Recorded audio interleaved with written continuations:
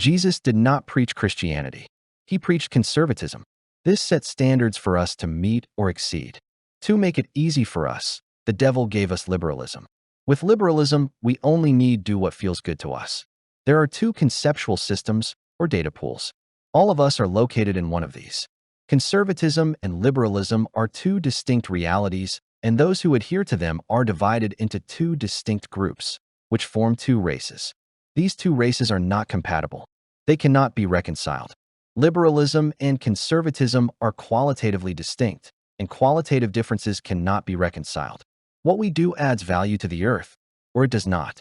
But to gain a profit on what one does means someone has to lose what they worked for.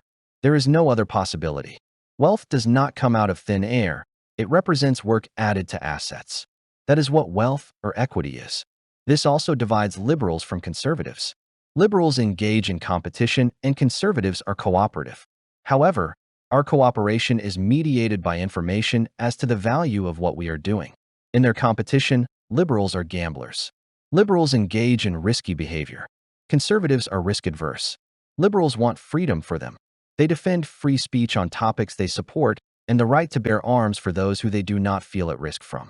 They oppose taxation and government when it is not supporting their priorities. Business set up under liberalism is a gamble. Investors save up a considerable amount of money in what is called delayed gratification.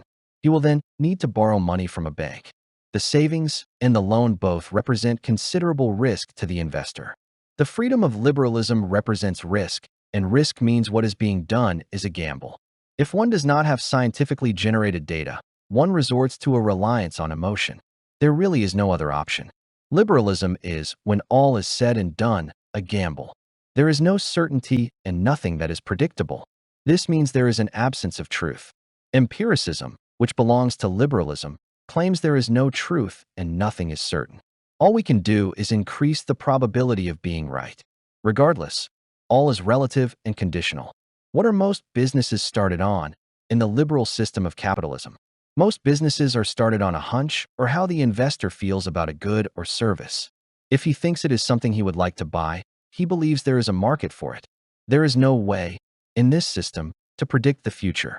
The innovator may do some research to see if their feelings have any justification, but this is more to legitimize how they feel than give real input.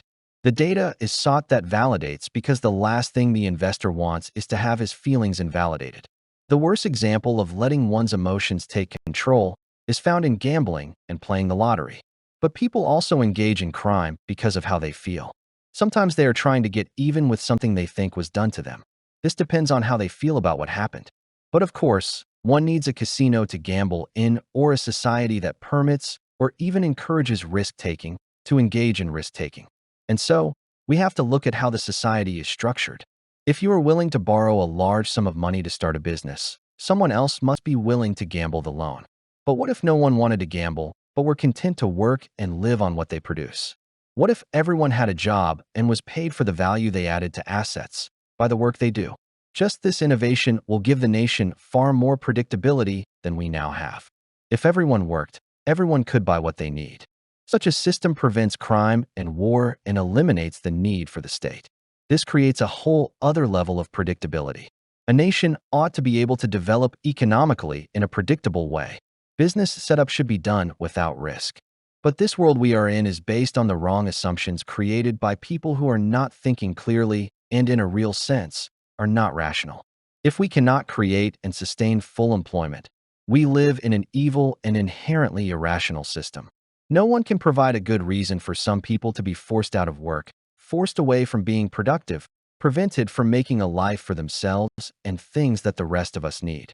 But this is the situation we are in, because we do create the need for unemployment. We do make it vital for some to be victimized for the rest of us. Only an evil system formed by insane persons could legitimize the creation of unemployment. What has to be stressed is the importance of how we think. Liberalism is a beam we need to take from our own eye. No one can do it for us. There is a strong link between cause and effect, between supply and demand, or we have been manipulated to think in liberal terms. If we spend years working and saving only to invest a fortune on producing something for which there is no demand, we have made a gamble and lost. But if we do not gamble big, in this scheme of things, we cannot win big. We need a predictable link between work and results, or we are forced to gamble. Work needs to produce fruit. Information means our questions are given an answer. When we ask for a job, there needs to be a positive result.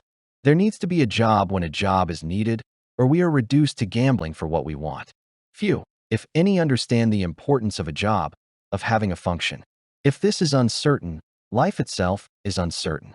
Conservatism, if it is truly a focus on traditional values, must certainly understand the importance of work. Indeed, the dividing line between the conservative and liberal is the kind of job we do. Liberals seek the high-status job that produces nothing substantial. Conservatives are the men and women in the trenches, producing the nation as a fruit of their labors. We need to stop being reliant on liberalism and its laws. The foundation of conservative thinking is very simple, consisting of the stipulation that we live within our means. All that needs to be done to eliminate risk is to live within our means, and if we do this, we have fulfilled the objectives of conservatism.